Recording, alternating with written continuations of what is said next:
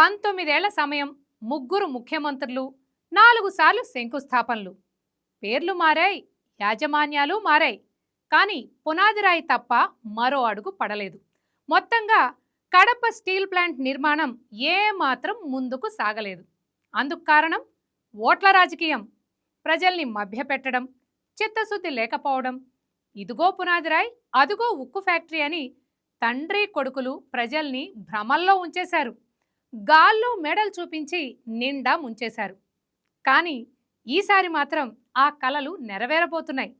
ముఖ్యమంత్రి చంద్రబాబు నాయుడు ఉక్కు సంకల్పంతో కడప గడపకు స్టీల్ ఫ్యాక్టరీని తీసుకురాబోతున్నారు.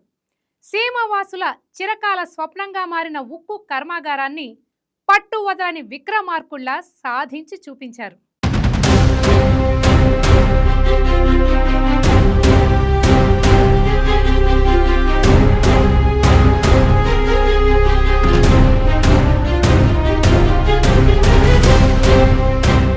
ఆంధ్రప్రదేశ్ రాజకీయాల్లో కడప జిల్లాకు ఒక ప్రత్యేకమైన స్థానం ఉంది. ఈ జిల్లా నుంచే ఒకే కుటుంబం నుంచి తండ్రి కొడుకులు ఇద్దరు ముఖ్యమంత్రి పీఠాన్ని అధిరోహించారు. దివంగత వైఎస్ రాజశేఖర రెడ్డి, ఆయన తనయుడు వైఎస్ జగన్మోహన్ రెడ్డి తమ సొంత జిల్లాపై ప్రేమను వ్యక్తం చేయడంలో ఎప్పుడూ వెనుకంజ వేయలేదు. అయితే ఆ ప్రేమ వాస్తవ రూపం దాల్చి జిల్లా యువతకు ఉద్యోగాలు కల్పించే పరిశ్రమలుగా మారే విషయంలో మాత్రం ఫలితాలు అంతంత మాత్రంగానే మిగిలిపోయాయనే విమర్శ ఎప్పటినుంచో వినిపిస్తోంది. కడప ఉక్కు కర్మాగార కథ 2007లో మొదలైంది. అప్పటి ముఖ్యమంత్రి వైఎస్ రాజశేఖర రెడ్డి జమ్మలమడుగులో బ్రహ్మణి స్టీల్స్ పేరుతో భారీ బోర్డు పెట్టించి 1000 ఎకరాల భూమిని కేటాయించారు. సీమ యువత ఫ్యాక్టరీ పొగగొట్టాల కోసం ఆశగా ఎదురు చూసిన ఆ ప్రాజెక్ట్ అవినీతి ఆరోపణల ఊబిలో చిక్కుకొని కాలగర్భంలో కలిసిపోయింది.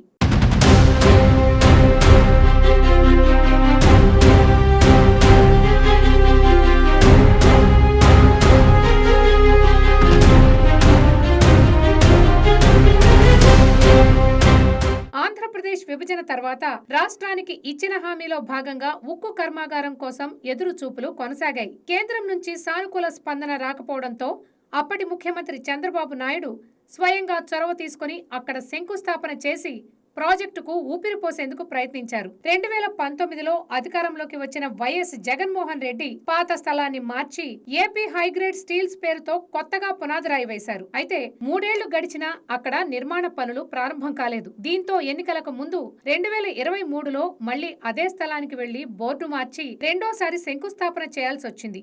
ఒకే ప్రాజెక్టుకు పలుమార్లు శంకుస్థాపనలు జరగడంపై ప్రజల్లో తీవ్ర అసంతృప్తి వ్యక్తమైంది. దేశంలో మరే ప్రాజెక్టుకు లేనన్ని సార్లు శంకుస్థాపన రాళ్లు పడ్డాయని స్థానికులు సెటైర్లు పేల్చారు. ఓట్ల సెంటిమెంట్ గా వాడుకోవడం తప్ప క్షేత్రస్థాయిలో పనులు జరగలేదన్న అభిప్రాయం జిల్లా వ్యాప్తంగా బలంగా నెలకొంది.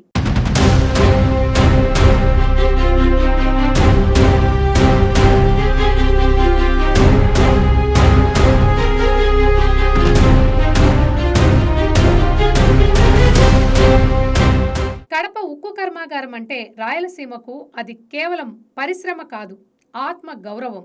నదుల్లేవు, పరిశ్రమలు లేవు, అవకాశాలు లేవు అని తరతరాలు వలసల బాట పట్టిన ఈ ప్రాంతానికి ఒక స్థిరమైన ఆర్థిక వెన్నుముకను ఇవ్వగలిగే సత్తా ఈ ప్లాంటుకుంది. ఉమ్మడి ఆంధ్రప్రదేశ్ కాలం నుంచి పలువురు నేతలు శంకుస్థాపనలు చేశారు, నినాదాలిచ్చారు.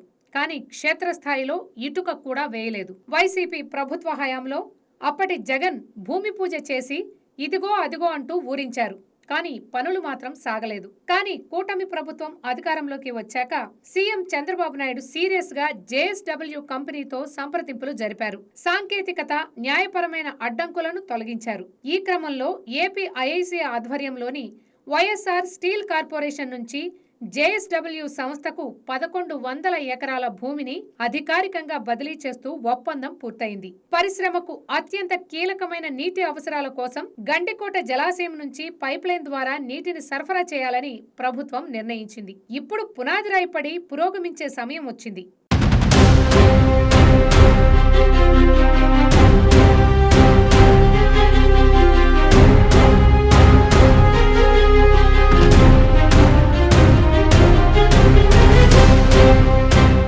JSW సంస్థ మొత్తం 16,350 కోట్ల భారీ పెట్టుబడి పెట్టబోతోంది. వార్షికంగా 3 మిలియన్ టన్నుల ఉక్కు ఉత్పత్తి సామర్థ్యంతో ఈ కర్మాగారం నడుస్తుంది. ఈ ప్లాంట్ విశేషం ఏంటంటే అత్యంత ఆధునికమైన ఎలక్ట్రిక్ ఆర్క్ ఫర్నేస్ సాంకేతికతను వాడబోతున్నారు. దేశంలో ఇప్పటి వరకు ఎక్కువగా ఉపయోగిస్తున్న బ్లాస్ట్ ఫర్నేస్ విధానంతో పోలిస్తే ఈ సాంకేతికత ద్వారా కార్బన్ వ్యర్థాలు తగ్గడంతో పాటు పర్యావరణ హితంగా ఉక్కు తయారీ సాధ్యమవుతుంది. విద్యుత్ ఆధారిత ఈ విధానం భవిష్యత్ అవసరాలకు అనుగుణంగా ఉండడంతో పాటు గ్రీన్ స్టీల్ ఉత్పత్తి దిశగా కూడా కీలక అడుగుగా భావిస్తున్నారు. ఈ ప్రాజెక్టు వల్ల ప్రత్యక్షంగా సుమారు 2,500 మందికి ఉపాధి లభించనుండగా అనుబంధ పరిశ్రమలు, రవాణా, నిర్మాణం, సేవా రంగాల ద్వారా వేలాది మంది స్థానిక యువతకు ఉద్యోగావకాశాలు అందుతాయి. ముఖ్యంగా ఉద్యోగాల కోసం బెంగళూరు, హైదరాబాద్, చెన్నై వంటి నగరాలకు వలస వెళ్లే పరిస్థితి కొంతవరకు తగ్గే అవకాశం ఉందని విశ్లేషకులు భావిస్తున్నారు. కేవలం ఉక్కు కర్మాగారం మాత్రమే కాకుండా దాని చుట్టూ fabrication, engineering, auto components, metal processing, logistics వంటి అనేక అనుబంధ పరిశ్రమలు అభివృద్ధి చెందే అవకాశాలు కనిపిస్తున్నాయి. దీనివల్ల కడప జిల్లా మాత్రమే కాకుండా మొత్తం రాయలసీమ ప్రాంత ఆర్థిక వ్యవస్థలో గణనీయమైన మార్పులు చోటు చేసుకునే అవకాశం ఉంది. ఇప్పటికే ఈ నేలపై నుంచే కియా పరిశ్రమ విజయవంతంగా నడుస్తుండగా ఇంకా అనేక పరిశ్రమలు రాయలసీమకు క్యూ కడుతుండటంతో ఈ ప్రాంతం దక్షిణ భారతదేశంలోనే పారిశ్రామిక హబ్ గా అవతరించే రోజు సమీపంలోనే ఉందనే భావన సీమవాసుల్లో కొత్త ఆశలు రేకెత్తిస్తోంది.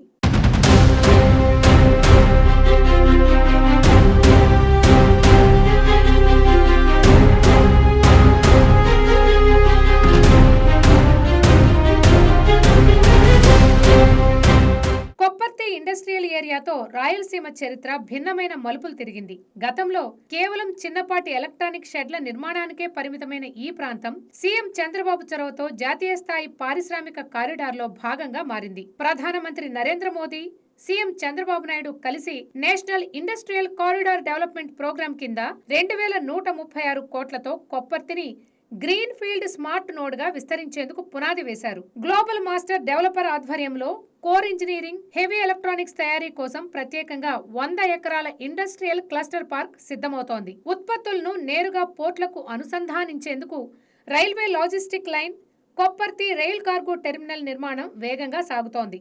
ఐటీ, ఎలక్ట్రానిక్స్ శాఖ మంత్రి నారా లోకేష్ నేతృత్వంలో స్మార్ట్ టీవీల తయారీ సంస్థ టెక్నోడోమ్ ప్లాంట్ 121 కోట్ల పెట్టుబడితో అందుబాటులోకి వచ్చింది. వేలాది మంది జిల్లా మహిళలకు ఉపాధి కల్పిస్తున్న టెక్సానా వరల్డ్ టెక్స్టైల్ యూనిట్ కూడా కడపగడ్డపై ఇప్పటికే ఉత్పత్తిని ప్రారంభించింది. Electronics, component manufacturing, clean tech hub గా కొప్పర్తిని అంతర్జాతీయ ప్రమాణాలతో తీర్చిదిద్దే ప్రయత్నాలు కొనసాగుతున్నాయి.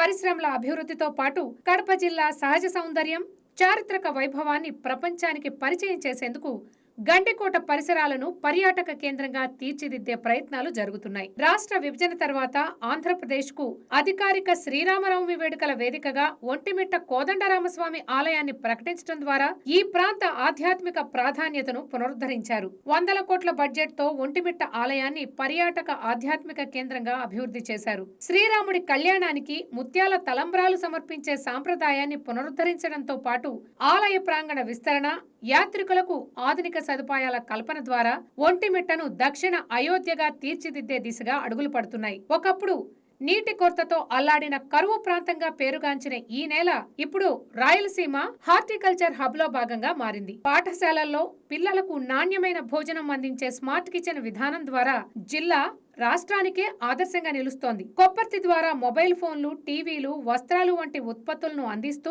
పారిశ్రామిక రంగంలో జిల్లా కొత్త గుర్తింపు పొందుతోంది. అనేక పరిణామాల నడుమ ఇప్పటికీ నెరవేరని కల మాత్రం కడప ఉక్కు కర్మాగారానిదే. గత ప్రభుత్వాలు శంకుస్థాపన రాళ్లు వేసి చేతులు దులుపుకున్నాయన్న విమర్శల మధ్య ఈ ప్రాజెక్టును క్షేత్రస్థాయిలో ముందుకు తీసుకెళ్లే బాధ్యతను చంద్రబాబు నాయుడు భుజాన వేసుకున్నారు. కడప యువత దశాబ్దాలుగా ఎదురు చూస్తున్న ఉపాధి కలను నెరవేర్చడమే ఇప్పుడు అసలైన సవాలు. ఒంటిమిట్ట రాముడి ఆశీస్సులు ఒకవైపు, కొప్పర్తి పారిశ్రామిక ప్రగతి, పర్యాటకాభివృద్ధి మరోవైపు కడప జిల్లా ముఖ చిత్రాన్ని మారుస్తున్నాయి. ఇక దశాబ్దాలుగా వాయిదా పడుతున్న ఈ ఉక్కు కర్మాగారం కూడా వాస్తవ రూపం దాల్చితే రాయలసీమ నిజమైన రతనాల సీమగా మారడం ఖాయం.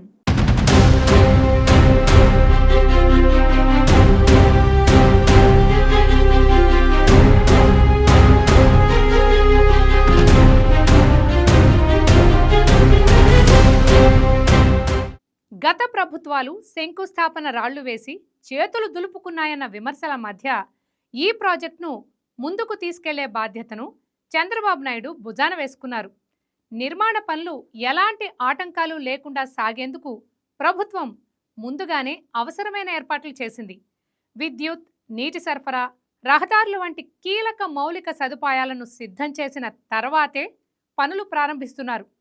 ఇలా ముందస్తు ప్రణాళికతో పనులు ప్రారంభించడం వల్ల స్టీల్ ప్లాంట్ నిర్మాణం వేగంగా పూర్తయ్యే అవకాశాలు ఉన్నాయని అధికారులు భావిస్తున్నారు. స్టీల్ ప్లాంట్ పూర్తయితే రాయలసీమలో ఉపాధి అవకాశాలు పెరగడంతో పాటు ప్రాంతీయ ఆర్థిక వ్యవస్థకు కొత్త ఊపు వస్తుందని అంచనా వేస్తున్నారు.